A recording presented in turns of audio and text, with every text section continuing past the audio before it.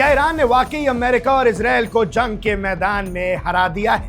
क्यों ईरान के नए सुप्रीम लीडर मुज्तबा खामेनी ने अचानक यूएस के खिलाफ अपनी एक डिसाइसिव विक्ट्री यानी फैसलाकुन जीत का ऐलान कर दिया है? भैया, ईरान ने ऐलान कर दिया है कि हमने डोनाल्ड ट्रंप और यूएस को इस जंग के मैदान में हरा दिया है। इस वक्त मिडिल ईस्ट से एक बहुत बड़ी खबर आ रही है जो आने वाले दिनों में पूरी दुनिया की जियोपॉलिटिक्स को हिला देगी। सवाल बड़ा है, जब दोनों तरफ से मिसाइल और ड्रोन चल रहे हैं तो अचानक ईरान ने अमेरिका के खिलाफ इतना बड़ा विक्ट्री क्लेम क्यों कर दिया? क्या सचमुच में ट्रंप अब बिल्कुल लाचार हो चुका है और इस जंग से भागने के लिए कोई भी बहाना उसे मिल जाए अब वो उसे पकड़ लेगा? चलिए सीधा चलते हैं उन फैक्ट्स और डिटेल्स पर जो स्टेटमेंट के पीछे हैं। तेहरान में इस वक्त देश के सबसे बड़े स्टेट सेरेमनीज चल रहे हैं जो ईरान के पुराने लीडर रूहाला खोमेनी की डेथ एनिवर्सरी को मार्क करने के लिए रखे गए हैं। इसी बड़े मौके पर ईरान के नए सुप्रीम लीडर मुज्तबा खामेनी का एक रिटन स्टेटमेंट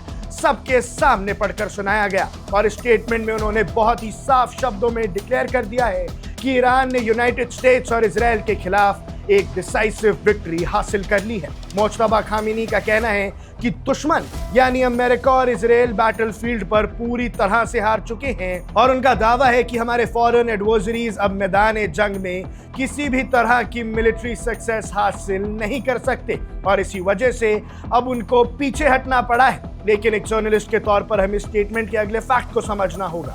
खामेनी ने इस पूरे सीन को एक स्ट्रैटेजिक फेलियर बताया है। उनका कहना है कि क्योंकि यूएस अब मिलिट्री इंफ्रास्ट्रक्चर पर अटैक करके ईरान को नहीं हरा पा रहा, इसलिए उन्होंने अपनी स्ट्रैटेजी बदल दी है। अब वो बैटलफील्ड से हटकर सॉफ्ट वॉर अप्रोच पर उतर आए हैं जिसका सीधा टारगेट ईरानियन सोसाइटी है ताकि देश के अंदर फ्रस्ट्रेशन और निराशा बढ़े और इंटरनल अनरेस्ट पैदा किया जा सके। इसलिए मुज्तबा खामेनी ने पूरे देश से नेशनल यूनिटी की अपील की है। अब बात करते हैं इसके दूसरे पहलू की। जब ईरान इतना बड़ा दावा कर रहा है तो अमेरिका और बाकी वेस्टर्न गवर्नमेंट्स का इस पे क्या कहना है? भैया, मुज्तबा खामेनी ने बेहद चालाकी से बता दिया कि जंग से जीतना अब अमेरिका की बस की बात नहीं है। वो अब सॉफ्ट वॉर करेगा, लेकिन ऐसे में ईरान के लोगों को एकजुट रहना है।